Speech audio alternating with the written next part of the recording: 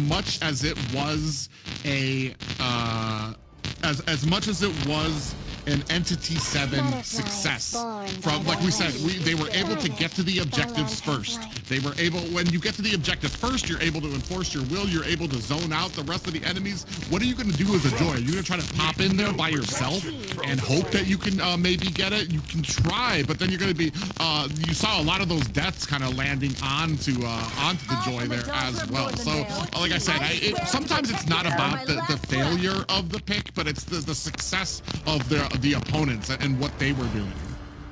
Yes, and makes total sense, Private, because I don't know if you I don't know if you remember, guys, in the first game, there was some point of the game that Entity7 took down Hotun, and I was telling like, okay, now is the time, now is the opportunity for Entity7 to try to secure the lore.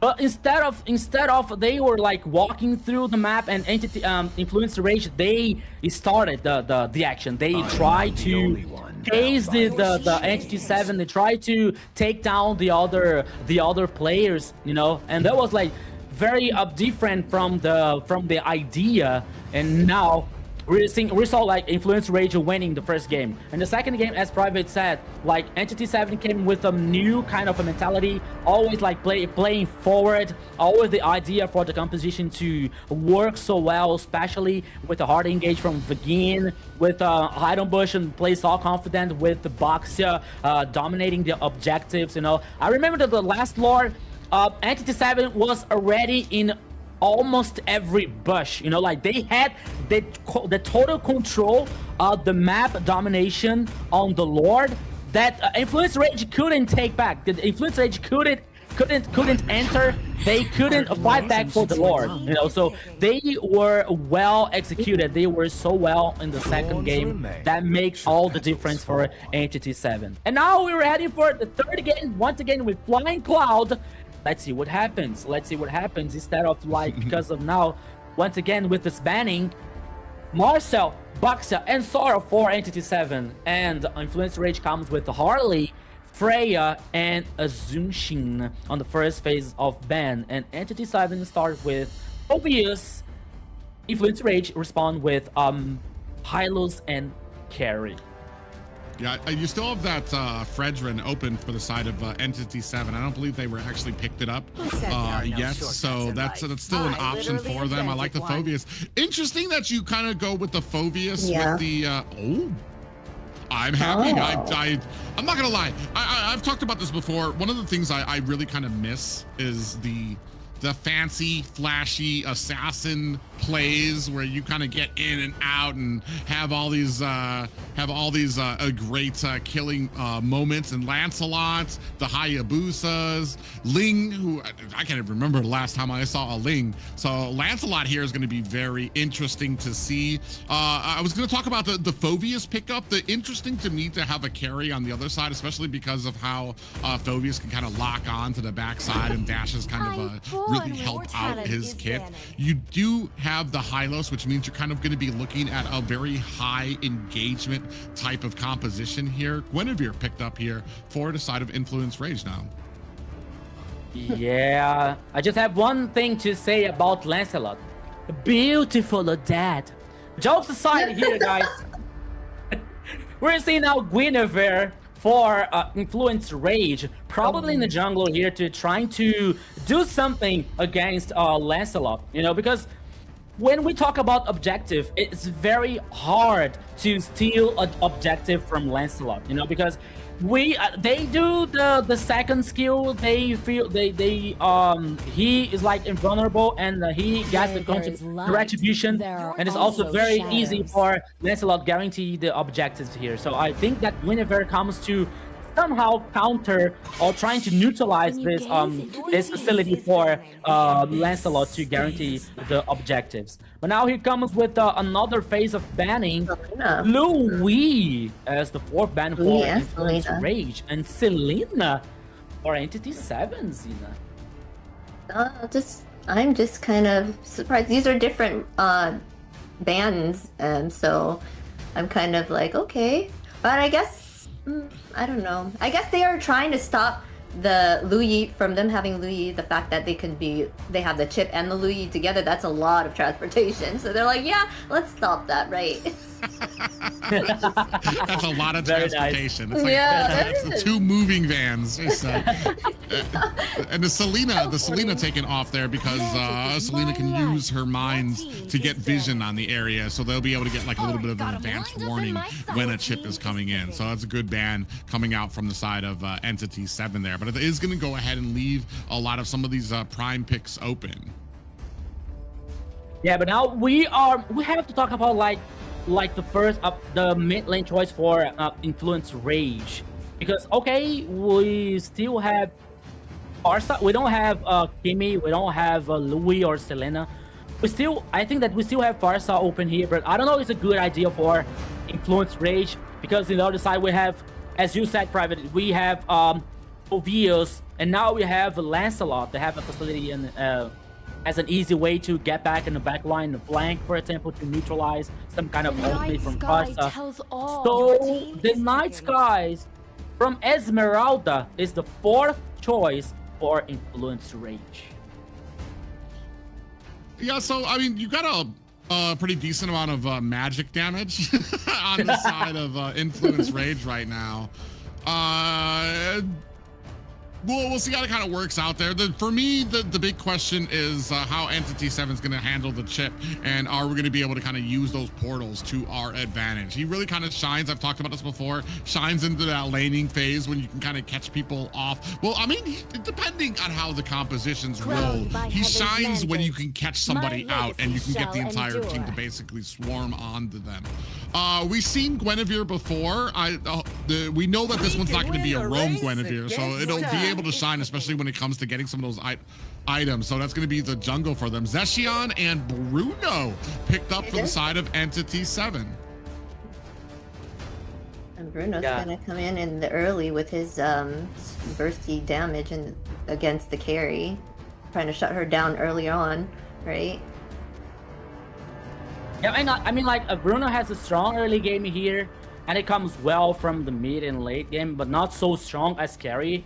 But at least it's another one with a very interesting mobility here with Zetian.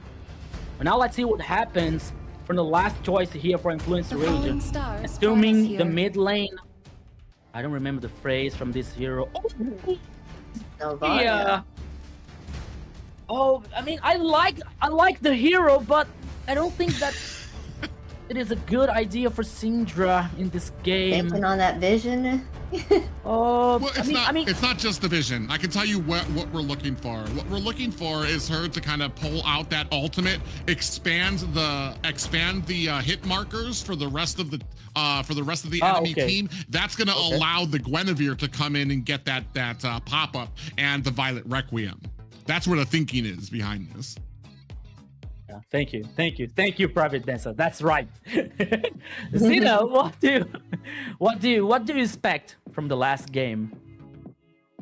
It could be anyone's game at this point. I'm not even sure. Entity7 proved themselves on that last one. Influence Rage was doing an amazing job in the first, so this one I really don't know. They both do amazing, so it depends on how they execute it. Very, very nice. But now it's about a few seconds. We're about to see the Land of Dawn once again. For these two teams, the last time, at least for today, it is the third game, Entity7 versus Influence Rage. It is even so far in the best of 3. Both teams here are seeking for the first victory, and more important, guarantee the top side in the Swiss format of AMER South. That is very important for the teams to continue the dream, to guarantee the spot in the playoff. That is going to be wild for this tournament. So we're waiting for what is about to happen in this third game. Eyes on hide on Butch here. I'm so sorry, Private, with Lancelot, because he is very good. Yeah, I'm actually very curious to see how that's going to work out. I believe with Shin on this Zacian, you're going to kind of try to get some of that ult down with the Fury of the Phoenix to kind of stun them. That will allow Hide on Bush to kind of come in, connect a lot of those dashes that he needs to get his stacks, to get his damage up there, to be able to kind of really put down some of the squishiers into the back lane. It's going to be very interesting to me. I feel like Syndrek, I see the plan here. The only problem for me, because is Syndrek, especially when it comes to a Novaria, great ability to kite, great ability to keep your distance from the fight. The only problem is here, having a chip on the team, you don't know where it's going to be coming from. So it's going to be very curious here. As ladies and gentlemen, we are at game point for Influence Rage taking on Entity7, 1 point apiece. Both teams looking to leave here on day one with the victory. Yes, my friend. So far, one is going to win and one is going to lose in the last and decisive game here, 101. Influence Rage versus Entity7. We are waiting for the best. We hope for the best here. There's so many actions. The two teams that they know each other so well. So once again, welcome to the Land of Dawn. The last game here, my friend Private Dancer. Entity7 versus Influence Rage. Oh man, you can already see Hotun already very quick on that Guinevere. She's actually got a very quick clear as a jungle there. You can see already starting on the second minion, while Hide on Bush is just now starting on the Litho Wanderer. So you're gonna have a little bit of a faster gank when it comes to Influence Rage on those side bushes. Hopefully the rest of Entity7 is tracking that. Oh, okay, now, Hotun here was trying to jump. Now it's a 2v3 situation, and Influence Rage was taking so much damage, Private. I was actually questioning that. I'm like, does Guinevere have 2 dashes that can happen? But no, that was because she tried to jump on the Shin, and that passive activated and bounced Hotun right back away from her. So a good plan there, but you still have the passive there from the Zeshion. Look at the bottom side. Ooh, yeah, a little bit of engagement there. Go ahead. Yeah. Hotun trying to surprise, trying to take Akashi down. It was almost worked. You see Akashi with a very low HP now. I think that gives an opportunity for like Hotun continuing the path. But now look at Hotun. I think that Hotun is trying to do something because he is heading in the bush in the bottom lane. Ooh. Yeah, looking for an opportunity here. He doesn't really want Vagwin. He's got a lot of tankiness on him, and I suspect he's probably going to turn around unless they can get some damage there. Ooh, now we're going to go ahead and start on this turtle. I'm very curious, and I'm wondering to see, because Entity7 is usually really good about these objectives. Here, it does look like they're a little bit of a step behind here. Not going to be much of a contention for Entity7 to be able to get into this. Ooh, is able to get that turtle. A little bit of a fight there, though, as Arctic went into a bush with 2 members of Entity7. Ooh, out comes the Astral Echo, and then Orb goes ahead, connects with Doom on the mid lane. Now trying to chase Vagwin. Vagwin is pretty deep into enemy territory. I'm kind of confused there. Has the entire team just missing the demonic force. Vagwin goes down. Akashi gets taken down as well. And the rest of Entity7 just, I want to say, mistimed that. They tried to go in after Syndrek, but he still had that flicker up, and that puts Akashi underneath the tower as he missed his demonic force and didn't have a way to get out of it. A great play there by Influence Rage. Yeah, but now Arctic, we're so excited. He used the flick here to try to take Shin down. It didn't work, and he was killed. But now Hide on Bush forcing to use the ultimate here to survive, to buy more time for Entity7. Meanwhile, we have 2v1 situation in the top side. Fury versus Doom now, because Vagin is heading back to his own jungle, while Hotun is trying to get some info. But now here comes Vagin once again. Yeah, big flicker and a pop-up follows into the demonic force. Because the glorious pathway was out, but it was not able to help Hotun, who does take a death there. 0, 1, and 2 for the jungler for Influence Rage. That's gonna tie things up here for Entity7 at 2 and 2 apiece. I think that there's going to be a nightmare, this situation for Vagin calling the teammates with the chip every time. You know, that can be a very a bad surprise for Influence Rage. They have to be aware and they have to get ready themselves for that kind of situation, because I believe that is going to happen so many times. But now we can have a 2v1 here, but Doom is aware of that. So it's Bruno, so he has a dash. He can reposition so easier here. And now we're heading for another turtle, my friend Private. It is in the bottom side once again, and once again it started immediately by Influence Rage. Yeah, they're gonna go ahead and start this, and this time it doesn't look like Entity7 is gonna go ahead and try to contest this. Hotun actually able to scoop it up. We did see a Violet Requiem come out there. Vagwin actually able to get away. Akashi being chased down by 2 members, and no worse for wear as Entity7 does. Ooh, look for the engage. Vagwin came very close to eating an astral orb. It's like a goalkeeper, right? Yeah, it's fine. Oops. Oh. No, now was able to, yeah, he dodged the orb. And now once again, Private, that's a situation that I don't think that's a good idea for Entity7, or not so comfortable for them, because once again, another turtle secured or guaranteed by Influence Rage, you know. And the last game we saw Entity7 so effective. They were so present, especially in this objective, you know, guarantee.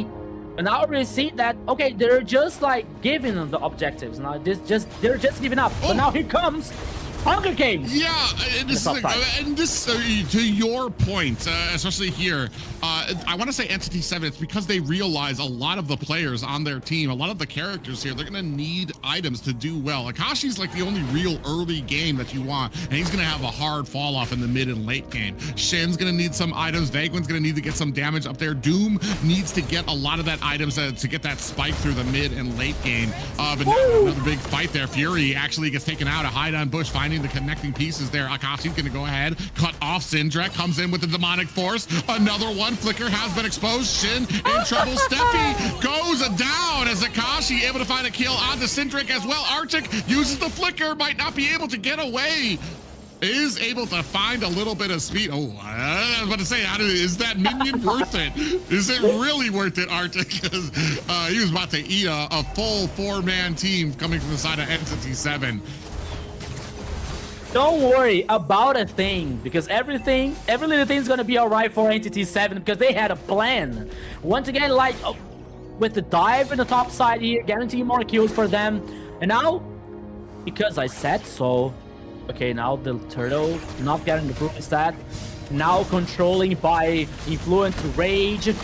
Here comes the ultimate for Syndra. Here we go again, Private. Oh! Ooh, and Syndrak able to scoop up the turtle. Now the Rage is going to go ahead and turn this around on Entity7. Vagwin a little bit of trouble, looking for an escape. Is going to be able to squeeze out as an Astral Orb is dodged. And Akashi actually eats that for his teammate. 5-3 right now for Entity7. That's going to be another turtle for Influence Rage. And right now, I mean, a great job by the side of Influence Rage. You saw the plan out there. Astral Echo came out from Syndrek, and then came in the jump coming from Hotun, and then the Violet Requiem. The problem is the follow-up from the rest of the team. They just don't have the damage that they need to be able to stop this onslaught. Vagwin, as I say that, I mean, 4 people on 1, that's going to be enough damage for anybody. Yeah, I mean, Influence Rage here took the opportunity because Vagin doesn't have the ultimate available. But now they're taking the chance to take pressure on the mid lane. Oh, Private guarantee 1 more kill for Fury. Actually, it's the first one. It's the first for Carry. They didn't take down the turret, but still, they had the kill, they had the chance, and they had the advantage. Yeah, it's very surprising here. Syndrek actually has the most kills right now, sitting at 3, 1, and 2. I was expecting to see more from Hotun, but I want to say maybe it's just the fact that Hotun's able to get in there, get the jump, get the Violet Requiem, which is allowing Syndrek to land a lot of those Astral Echoes when you have an opponent that's not going to be going anywhere for a little bit here. You can see a 1,200 gold lead here by the Esmeralda, by Arctic over Akashi. That's not where you want to be, especially because Akashi's going to be falling a little bit behind as we start getting here to the mid game. There we see once again in the cross not the cross map, the little map, the small map, Arctic was trying to chase Zetia in the mid lane. He used the ultimate, but it was like not very worth it for him.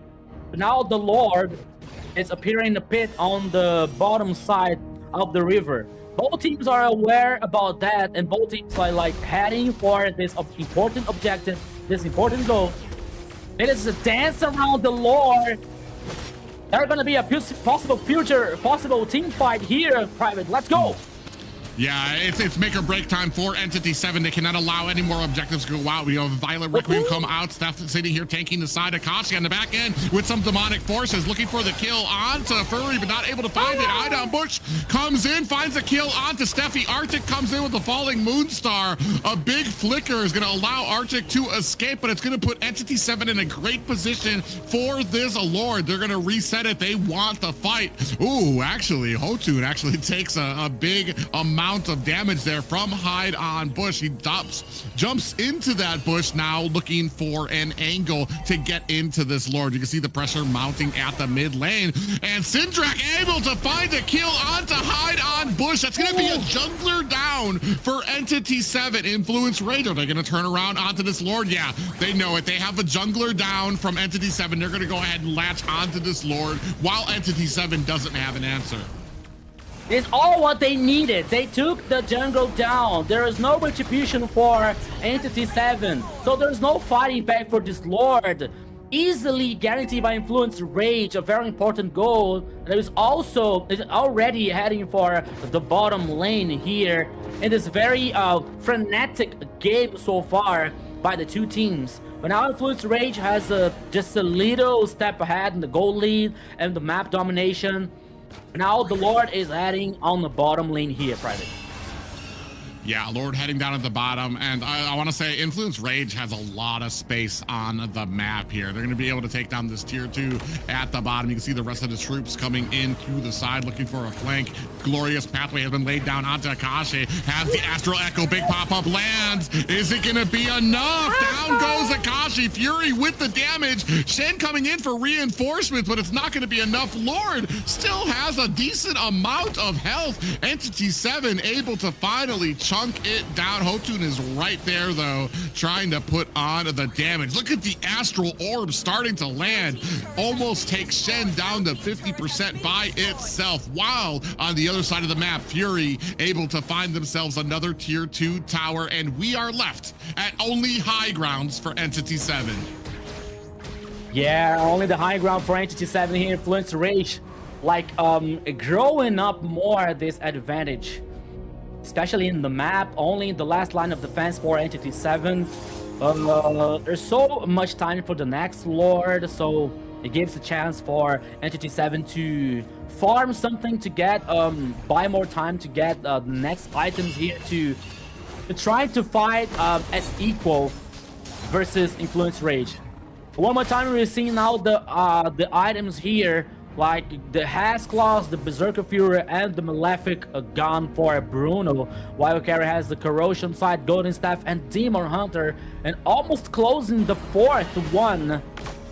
I believe that is going to be also the I don't know if it's the Malefic War or that could be also the Has Claws, but I don't see much. I don't see many times a Has Claws for the carry.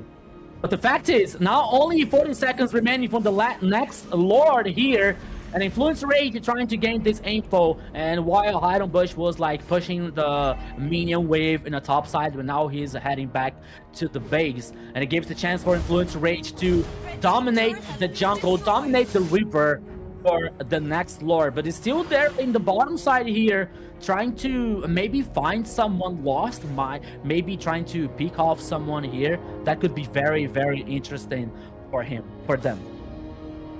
Yeah, and right now, Entity7 Influence Rage looking for an opportunity. Lord is about to be up in 3 seconds. And for right now, I feel like the damage is just not there for Entity7. Doom really hasn't come online yet. I think he just got his Malefic gun, so he's going to be able to get some of the space as I talk about that. Arctic in a little bit of trouble here, takes a big damage. Astral Echo is out. They spot Shin. Hotun looking for it. Shin able to use the flicker to get away. Is that going to be the turnaround that they need? Glorious Pathway is out. Doom takes down Hotun. Arctic in trouble, gets taken down with the demonic force. That's gonna be 2 down for Influence Rage, but they just are not in a position to be able to take this Lord just yet.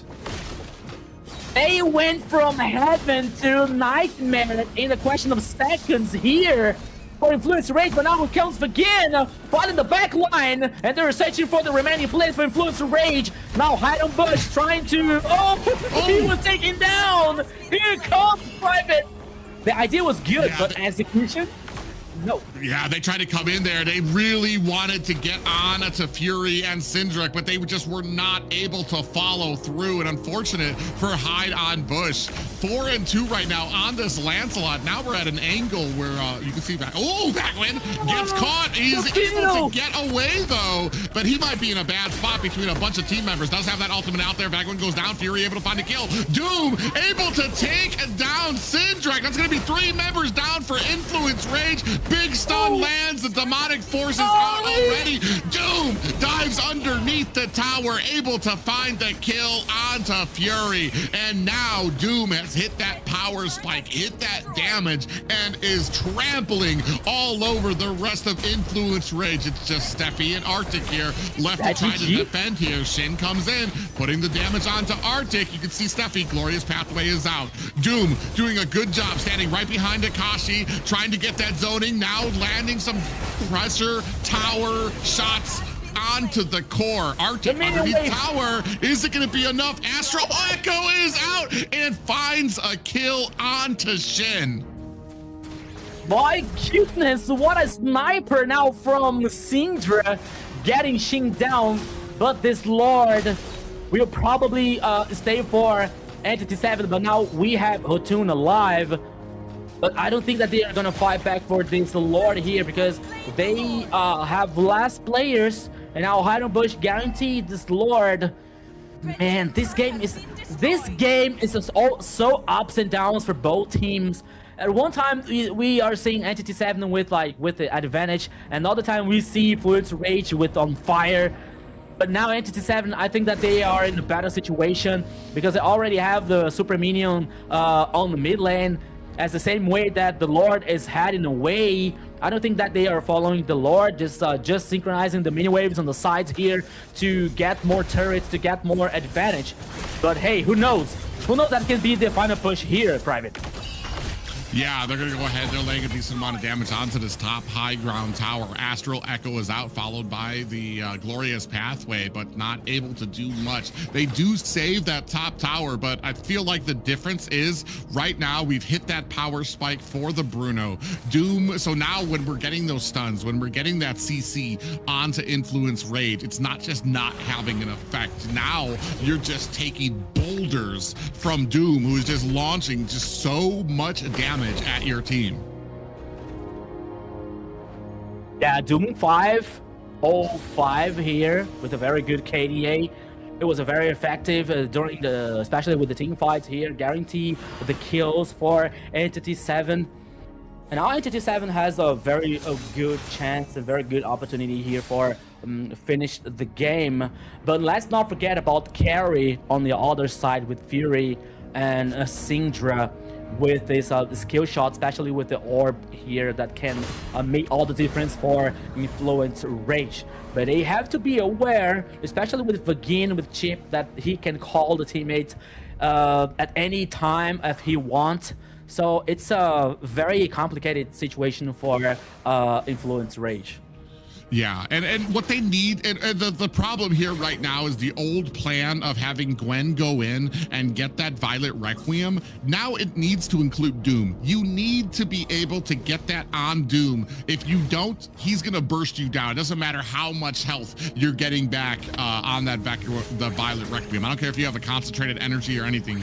The amount of damage he's gonna be able to put through is gonna be huge, and that's kind of already where Doom is at in Fury. You saw already just got that Malefic gun, so he's gonna be able to have that little bit of that damage. I just feel like Doom does, like, when it comes to burst, Doom has this huge amount of damage that he can do to some of the squishiers, whereas Fury's job is kind of to get into the tankier ones. And while the tankier ones do go down, it takes a little bit of time with the speedy light wheel to get a bunch of attacks to kind of land on there. You will eventually be able to take him down, but just I don't feel like it's to the effect that a Bruno can do damage there as well. 14-10 right now. Entity7 looking to set up for this next Lord. Ooh, Astral Orb does hit Shin, followed by a lot of damage there. We do have the glorious pathway has been laid out, so now they're not going to be able to have it, but they don't care because they see Hide on Bushes at the top lane. They know he's not going to be able to close the distance as well, so they know that the rest of Entity7 at the very least is a player down for this fight. Yeah, but now we're seeing Hide on Bush clearing the path in the jungle, while Influence Rage trying to bait someone here for Entity7, like starting the Lord, leaving the Lord. But now we're seeing the whole team from Entity7 around this objective, around this goal. Here comes the glorious path from Stefan, but he finds nothing. That can be a very good chance for Influence Rage. Entity7, sorry. The Lord is reset once again, and both teams are dancing around this goal, but once again, Hide on Bush is heading on top side. Yeah, that's unfortunate because now they're going to see he's up at the top. They're going to see that the lane is cut off. Esmeralda doing a great job of that Arctic, and they're going to reset the Lord again. Influence Rage really just wants this fight, like I said, and doing a great job. This is kind of what you do as an assassin when you're not going to be as effective in some of these team fights. Split push, do the best that you can. Actually, they might actually have a minion that's going to be able to get themselves a free high ground tower. Yeah, meanwhile we have Arctic in the top side here, but now Lord with the half HP that can be guaranteed by Entity7, but now here comes guaranteed by Entity7, but now the first kill comes for Syndra. Okay, Akashian is taken down, but the Lord comes for Entity7. Yeah, a worthy sacrifice. You saw that Hide on Bush was able to kind of come in there, get the Thorned Rose, and absolutely demolish the Lord. So a great job by the rest of Entity7. Like I said, the first couple of objectives, Entity7 really just was not concerned with objectives. They knew they weren't going to be able to win the fight. They knew that this composition was more to the mid and late game before they were going to actually get some of those power spikes. And now they're just becoming this huge menace at a lot of these objectives. Lord coming through mid at the 21-minute mark. Astral Echo is out. Hide on Bush able to get the tower, uses the Thorned Rose and dashing himself away to safety. Shen catches an Astral Orb.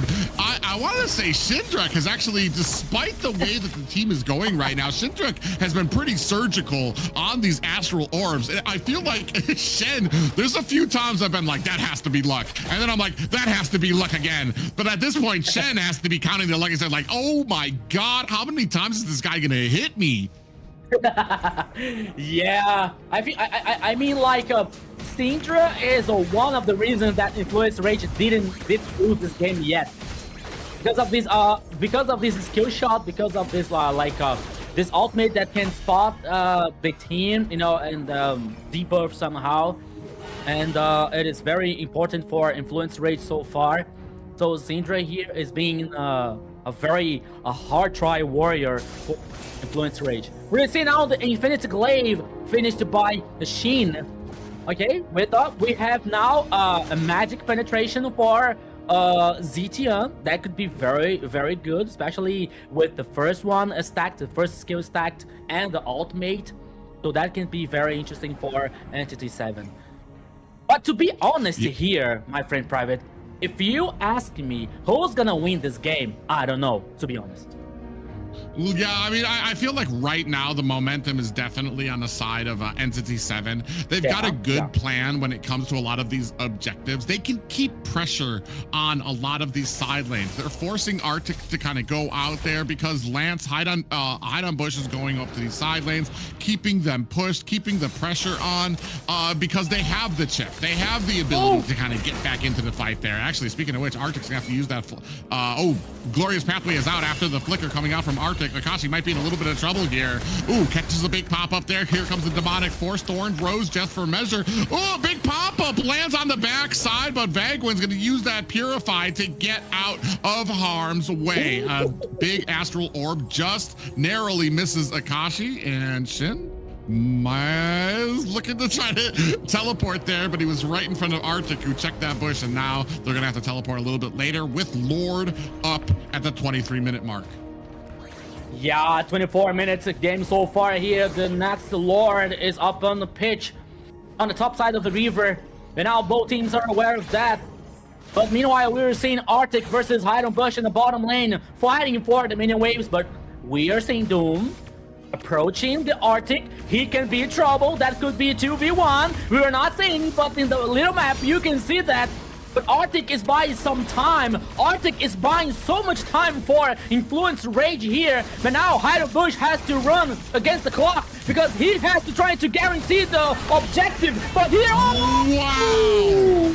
Shen comes in with the fury of the Phoenix, able to scoop up the Lord, even without Hide on Bush in position. Now they've turned it around. 3 members down on Influence Rage's side. Syndrek and Fury alone as the Lord pushes in mid. Entity7 looking for their first win on week 1, day 1 of the series, and they get it in the 3rd game of the series. Shin, you are my hero, because what did you do in the last team fight? Guarantee the Lord for Entity7. Hey, once again, why Retribution? Why we have Shin and Zetian? Xena. Wow, Shin stealing that Lord at the end gave them that win for sure. They were doing a great job defending and then also offensively, so that could have gone either way. But at that point, that was a factor to changing that whole thing. Yeah, there were so many answers on the side of Entity7 as we moved into the late game. And I was actually kind of questioning it too. I'm like, Lancelot, Hide on Bush is nowhere able to kind of get and close in on this fight. You had the whole of Influence Rage right there, and then you had the Fury of the Phoenix come down, and a great play there by the mage. It just Shin just did a great job with that ultimate, and then being able to come in there. 4, 1, and 11. Yeah, 25 minutes of game here is one of the longest one. There went for Entity7. We're seeing a very good job, especially from Chin and Doom with Bruno, guaranteeing not only the kills, but the confidence for Entity7 to always play forward, always playing aggressive. Akashi once again doing a good job with Fovios, trying to stack somehow and trying to look for the angle, not making, for example, Fury comfortable with the carry or Hotun with the Guinevere. Because as we see, this confidence was so far that we saw Hide on Bush. Okay, Hide on Bush should try to run through the Lord as fast as he could, but the result was Shin guaranteeing the Lord, stealing the Lord for Entity7. You know, it tells a lot about the confidence of the team. Because if we don't have Hide on Bush, you have the other players that is also so good. Not only like stealing the objective, stealing the Lord, because this is not happening every time. But we see Entity7 as playing confident and knowing that everyone do the role so well. So that's why they feel comfortable of like that kind of situation with Hide on Bush so far from the Lord.